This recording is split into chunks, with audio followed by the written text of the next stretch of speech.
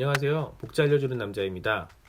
원래 오늘은 2020년 변하게 되는 기초생활보장법에 대해서 추가로 안내해 드리려고 했었는데요. 많은 분들이 질문해 주시는 부분이 있어서 조금 급하게 다른 영상을 만들어 봤습니다. 얼마 전 수능이 있었고 수능을 본 고등학생 친구들과 학부모님들께서 최근 많은 문의를 주셨는데요.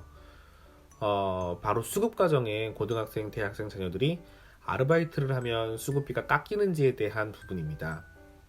오늘은 그 내용을 같이 함께 살펴보도록 하겠습니다. 지난주 수능이 있었죠?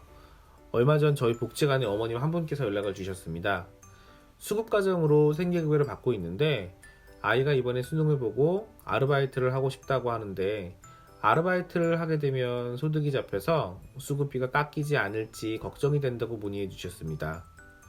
어머님께서는 어차피 수급비가 줄어들게 되면 아르바이트를 한 소용이 없고 또 줄어든 수급비가 아르바이트를 안 한다고 해서 바로 다시 늘어날 것 같지 않다며 고민을 이야기해 주셨습니다. 사실 수능 끝나고 이런 문의가 많이 있는 편이고요. 수급과정의 대학생 친구들을 상담하다 보면은 비슷한 질문을 많이 하곤 합니다. 그러면 과연 수급과정의 자녀들이 아르바이트를 하게 되어 소득이 발생하게 되고 그렇게 된다면 수급비가 줄어들게 될까요? 결론은 줄어들 수도 있고 그렇지 않을 수도 있다입니다. 내용을 조금 더 자세하게 살펴보도록 하겠습니다.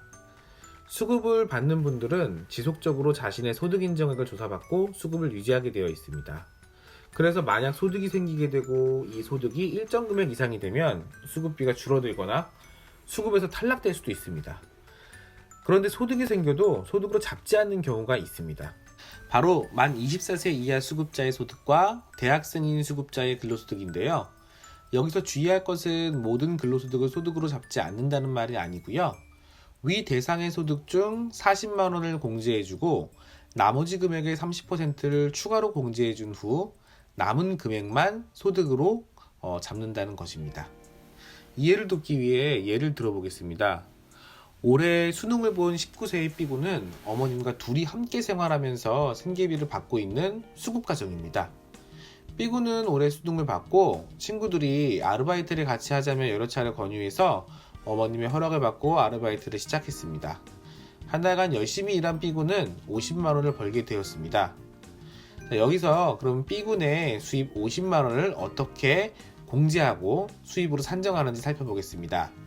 B군의 아르바이트 수입 50만원 중 40만원은 공제소득으로 잡아서 산정하지 않게 됩니다. 남은 10만원만 소득으로 잡는데요. 여기서 또 추가 공제가 30% 들어가서 3만원이 공제가 되고 7만원만 소득으로 산정하여 2019년 기준 2인 가구 87만원 생계급여 중 7만원을 제외한 80만원의 수급비를 받게 된다는 것입니다. 그런데 여기서 만약에 B군이 일을 조금 덜 해서 40만원의 수입만 있었다.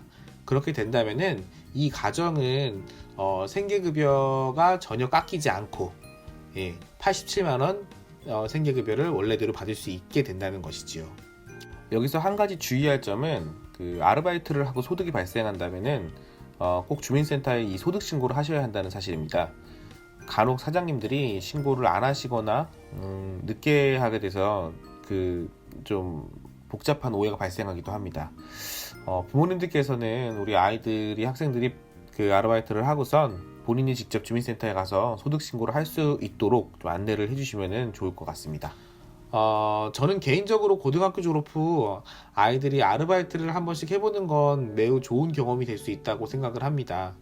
또한 대학생들의 경우도 학비 외에 부수적으로 들어가는 책값, 식사비, 차비 등의 비용이 많은데 아르바이트를 통해서 이러한 필요를 해결할 수 있어서 아르바이트가 학생들한테 매우 유용하다는 생각도 합니다.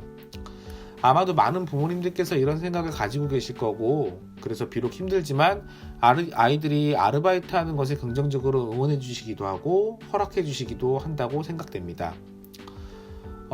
하지만 제가 현장에서 만나는 많은 수급가정의 부모님들께서는 아이들이 아르바이트를 하면 수급비가 줄어들까 하는 걱정 때문에 아르바이트를 못하게 하는 경우가 참 많았었고요. 그리고 이런 현실에 아이들이 상처받진 않을까 몰래 가슴 아파하는 부모님들도 많이 만나왔습니다. 아이가 일하면 수급비가 줄어든다는 이유로 아이들한테 그 하고 싶어하는 아르바이트를 하지 말라는 부모님의 마음이 얼마나 아프셨을까 짐작이 되고요. 또 한편으로는 우리 아이들 친구들과 함께 재미있게 아르바이트 하게 된다는 기대감을 가지고 있었을 텐데 부모님이 허락해주지 않았을 때 또 얼마나 또 가슴이 아팠을지. 어떤 아이들은 그 부모님 몰래 계약서 없이 아르바이트를 하다가 다쳐서 보상을 받지 못하기도 하고, 이런 아이들의 약점을 노리는 나쁜 어른들이 만나갖고 일은 일대로 하고 제대로 급여를 받지 못하는 경우도 제가 많이 보기도 했습니다. 참 가슴 아픈 일이고요. 제가 드린 정보가 좀 도움이 돼서 수급 가정의 부모님들이나 수급 가정의 아이들이 좀 이런 가슴 아픈 일을 경험하지 않았으면 좋겠다는 생각이 들고요. 우리 아이들이 안전한 환경에서 어른들의 보호를 받으면서 좀 긍정적인 근로 경험을 해보길 희망해 봅니다. 지금까지 수급 가정의 대학생, 고등학생 친구들의 아르바이트 소득의 공제와 그 한도에 대해 알아봤습니다. 다음 시간에는 원래대로 안내해드리기로 한 2020년 바뀌는 의료, 주거, 교육급여에 대해 안내해드리도록 하겠습니다. 제 영상이 도움이 되셨다면 좋아요와 구독 부탁드리겠습니다. 여러분들의 응원이 영상을 만드는 데 큰 힘이 됩니다. 감사합니다.